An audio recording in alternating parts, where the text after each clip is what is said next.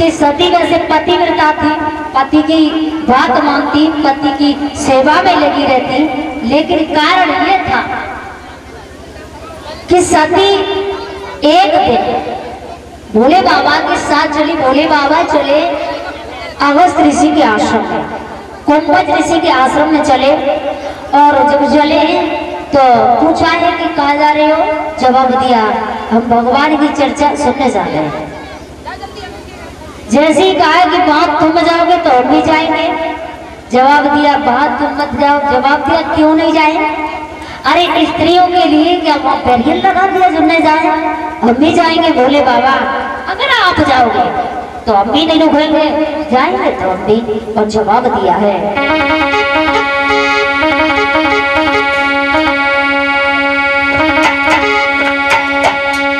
एक दिन भोला से बोली सती जी, एक दिन भोला से बोली सती जी, स्वामी साथी तुम्हारे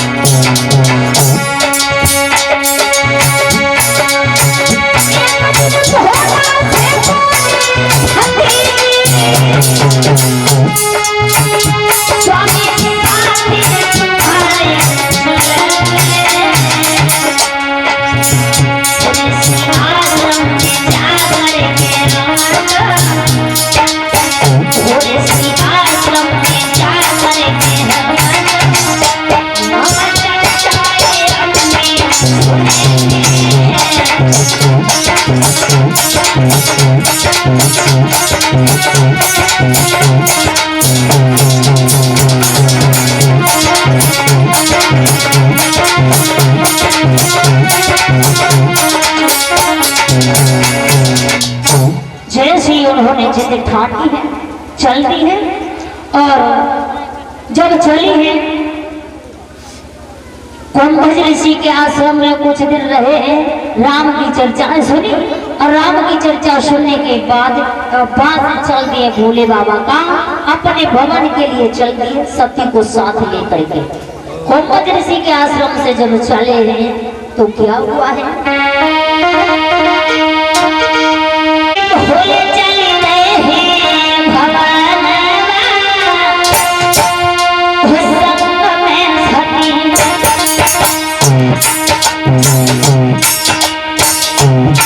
भोले चले गए हैं भवन संग में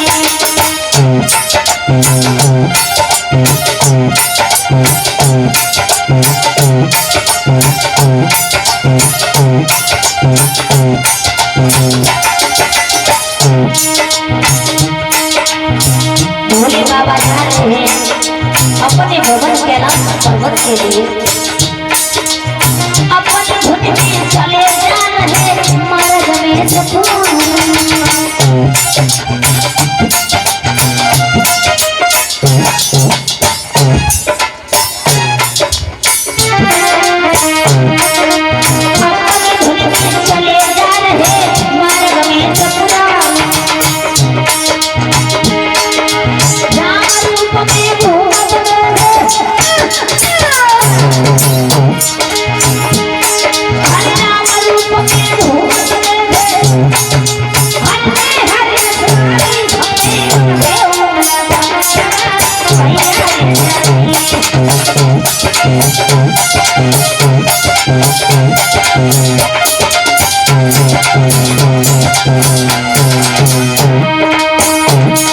भोले बाबा ने देखा है राम और लक्ष्मण घूम रहे हैं, और जैसे राम लक्ष्मण की तरफ को देखा भोले बाबा ने, और 22 समय में राम रूप में देखे स्वामी शिव मन में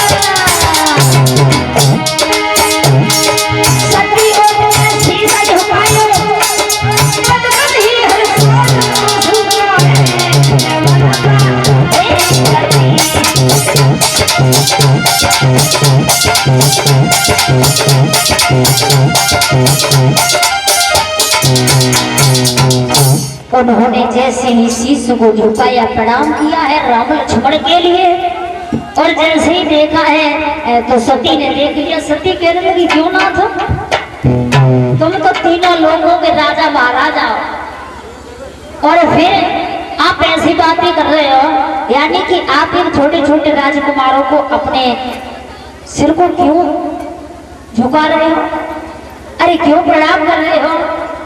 भोले बाबा कहने लगे, सती जो कोई साधारण बच्चा नहीं है, ये कोई साधारण बच्चा नहीं है। सती तुम नहीं जानती हो, जो अभी आश्रम से आए हैं और जिनके बारे में वहां चर्चा सुनते रहे, ये वही राजकुमार हैं राम और लक्ष्मण। सती के अंदर एक कमी थी, काऊ के बारे में कोई बात सुन लेती तो वे जैसी सुनती तो परीक्षा में न पूछ देती, और लेकिन कोई बात ना कर वे ही है तो हम जाकर के देखेंगे। सती आगे बड़ी जिद ठान की और उन्हें सीता को भेष बनाए लो, और सीता का भेष धारण करके आगे चली, लक्ष्मण के सामने पहुंची भैया, और जैसी रास्ता छोड़ी दूसरी रास्ते पे पहुंच गए। कही अब कोई बात ना, कोई बात ना, अगर ऐसी बात है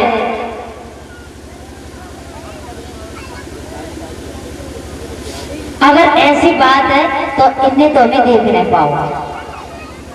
अब हम राम के सामने जाएंगे और राम हमें एक बार देख लेंगे ना, एक बार राम यदि हमें देख लेंगे तो हमें छोड़ के फिर वे कहीं जा नहीं सकते हैं।